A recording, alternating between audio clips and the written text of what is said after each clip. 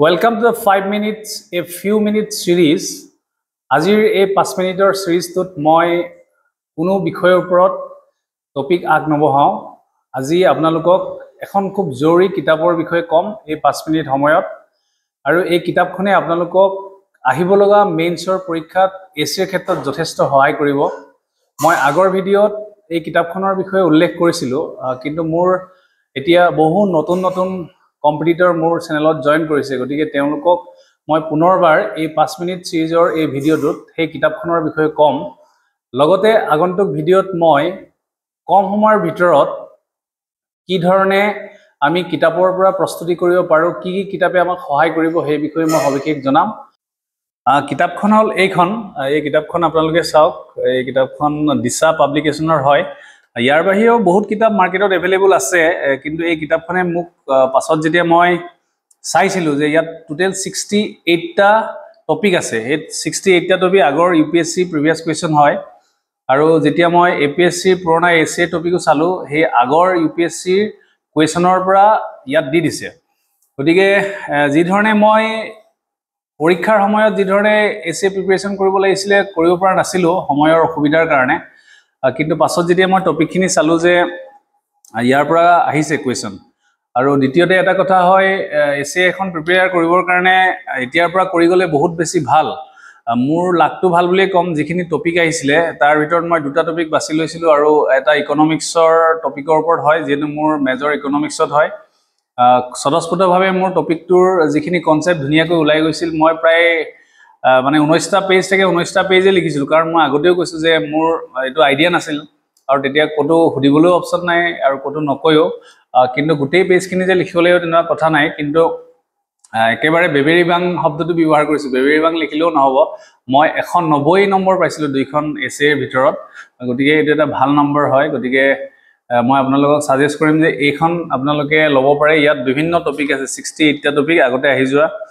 2013 ৰ এটা টপিক যেনেকে be the change you want to see in others গান্ধীজিৰ এটা বাক্য আমি এই কিতাপখনত যিখিনি এসএ লিখা আছে খুব বেছি ষ্টেণ্ডাৰ্ড নহয় খুব বেছি মানে ষ্টেণ্ডাৰ্ড বিশেষ নহয় মই পঢ়িছো ইয়াৰ পৰা আপুনি এটা আইডিয়া পাব যে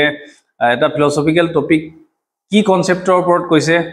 হেতু এটা আইডিয়া পোৱা যায় যেনেকে মই এটা যদি ইয়াত পঢ়ি দিও ইয়াত যদি আমি চাও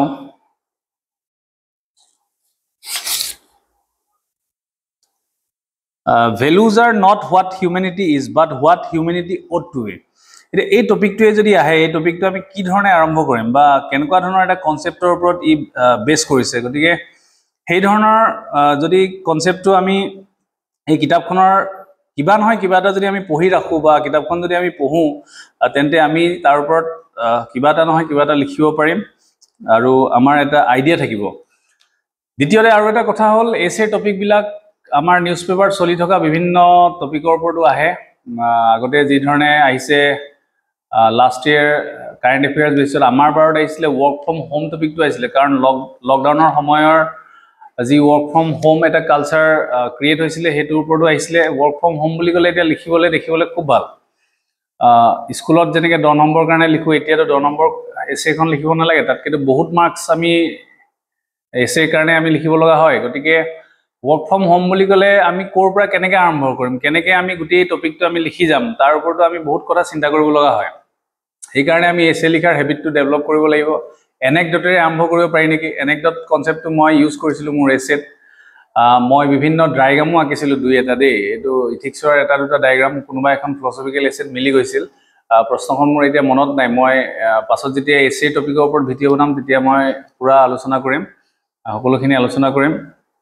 ইয়াৰ নামটো মই আপোনালোকক তাত মেনশন কৰি দিম ভিডিঅটোত আৰু আপোনালোকে যদি ক্ৰয় কৰিব পাৰিব মই লিংকটো দি দিম গতিকে বিশেষ ক'ব লগা নাছিল আজি এই এসএ